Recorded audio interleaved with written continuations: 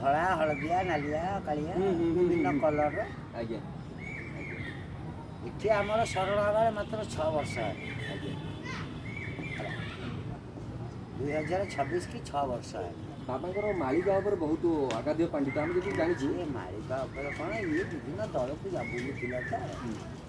ଇଏ 956 ଦଳ ବର୍ତ୍ତମାନ ଧର୍ମ ପ୍ରଚାର କରିବା ପାଇଁ କେତେ ଦଳ ଦେଖୁଛନ୍ତି ଆପଣ? ଆଜ୍ଞା ଆଜ୍ଞା ଆମେ କିଛି ଧର୍ମ ବିଷୟରେ ତର୍ଜମା କରୁଛୁ ଆଜ୍ଞା ବା କୁଆଡ଼େ ନଈ କରିକି ଯାଇ ବାବା ଆମେ ଯେଉଁ ଟିକି ବାବା ବୋଲି ଡାକୁଥିଲୁ ସେଇ ଟିକି ବାବା ତାଙ୍କ ନାଁ ଏଇଠି ଅଛି। ଆପଣ ବାବା ଏଇ ଯେଉଁ ଟିକି ବାବାଙ୍କ ସଂସ୍ପର୍ଶ କେତେ ଦିନ ହେଲା ଆସିଲେ?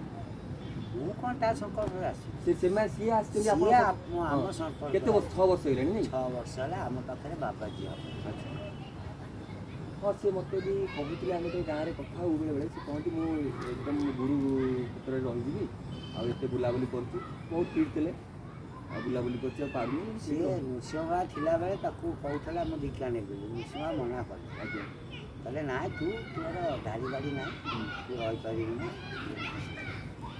ତୋ ମନ ସ୍ଥିର ନାହିଁ କହୁଥିଲେ ଦେଇନଥିଲେ। ତାପରେ ହାଡ଼ିବନ୍ଧୁଆ ଦେଖିଲେ କହିଲେ ମୁଁ ବୁଢ଼ା ହେଇଗଲିଣି ଟୋକାଟା କାମ କରିବ ଭଲ ମନ୍ଦ କରିବ ବୋଲି ଦେଇଦେଲେ। ଇଏ ବେଶୀ ମହାପ୍ରଭୁଙ୍କୁ ଦେଖେଇଲା ଗୁରୁକୁ ଅବମାନନା କଲେ। ଆମର ଗୁରୁ ଯିଏ ବି ହଉ ଗୁରୁଙ୍କୁ କେବେ ନିନ୍ଦା କରିବା ଉଚିତ। ତମେ ଯେତେ ଜ୍ଞାନୀ ହେଇଥାଅ କି ଯେତେ ଜ୍ଞାନୀ ଯେତେ ବଡ଼ ହେଇଥାଅ ଗୁରୁ ଝିଅ ଯାହାକୁ ତମେ ଗୁରୁ ମାନିଲ ଯିଏ ତମକୁ ଗୁରୁ ବୋଲି ଲେଙ୍ଗଟ ଦେଲା କର୍ଣ୍ଣମନ୍ତ୍ର ଦେଲା ତମକୁ ପରିଧାନ ବସ୍ତ୍ର ଚେଞ୍ଜ କରିଦେଲା ବସ୍ତ୍ରରେ ରଖିଲା ତାକୁ ଯଦି ତମେ ଅପବ୍ୟବହାର କରିବ ତା ପ୍ରତି ଯଦି ଅତ୍ୟାଚାର କରିବ ତମେ କ'ଣ ହେବ?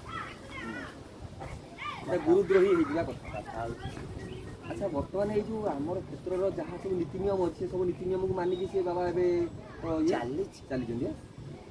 ଆମ ପାଖରେ ଏଇଠି ଆମେ ଯେମିତି ପ୍ୟାଣ୍ଟ ସାର୍ଟ ପିନ୍ଧିକି ଆସିଛୁ ବୋଲି ଯାଇପାରିଲୁନି ଆମ ପାଖରେ ରହିଲେ ଆମେ ଚଲେଇ ଆଜ୍ଞା ଏଠି ଯେମିତି ଗୋଟେ କଥା ନୂଆ କଥାଟା ଜାଣିଲି କି ଆମେ ପ୍ୟାଣ୍ଟ ସାର୍ଟ ପିନ୍ଧିକି ଆସିଛୁ ବୋଲି ଏଠିକି ଆଲାଉ ନାହିଁ। ଗାମୁଛା ଖଣ୍ଡେ ହେଲେ ଆମେ କଛା ମାରିକି ଯିବୁ। ଏଠି ଏହାର ଅଲଗା ନୀତି ସବୁ। ଆଜ୍ଞା ମାଣବସା ଗୁରୁବାର ରଥଯାତ୍ରା ଏଇଠି ଆଜ୍ଞା ଫେବୃଆରୀ ମାସରେ ଯଜ୍ଞ ଆଜ୍ଞା ଯଜ୍ଞ ମାନେ ଆଜ୍ଞା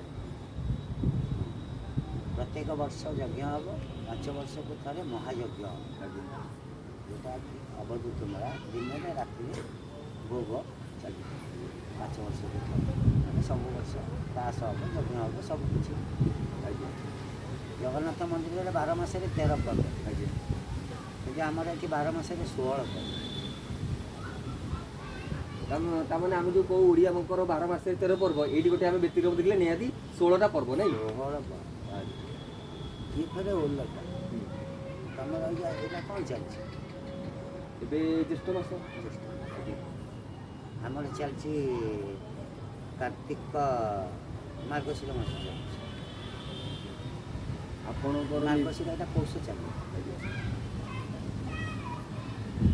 ପୌଷ ହେଇନି ଯୋଡ଼ା ଜ୍ୟେଷ୍ଠ ଯୋଗୁଁ କ'ଣ ପୌଷଟା ଟିକେ ଦେଇଅଛି 15 ଦିନିଆ ପକ୍ଷ ନହେଲେ ଦେବସ୍ନାନ ପୂର୍ଣ୍ଣିମା ଆମର ହେଉଛି ପୌଷ ପୂର୍ଣ୍ଣିମା।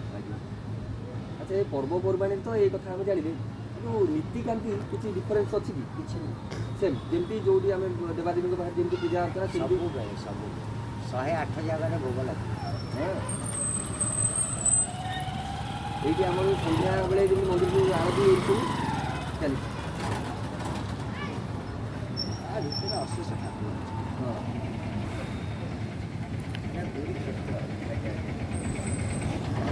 ଗୁରୁ କ୍ଷେତ୍ର।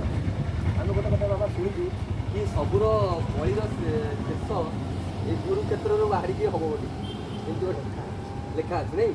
ସେଇଟା ଆକ୍ଚୁଆଲି କେବେ କ'ଣ ହେବ ସେମିତି କିଛି ଅଛି? ସେମିତି କିଏ କରେ କିନ୍ତୁ କେବେ ନା କେବେ ହେବ।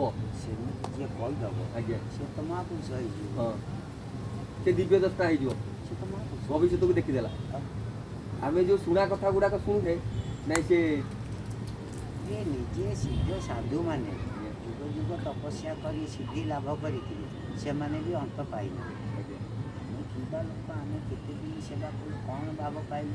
ନାଇଁ ନାଇଁ ଯାହା ହେଲେ ବି ଆପଣମାନେ ନମସ୍ୟ ଆଉ ଯାହା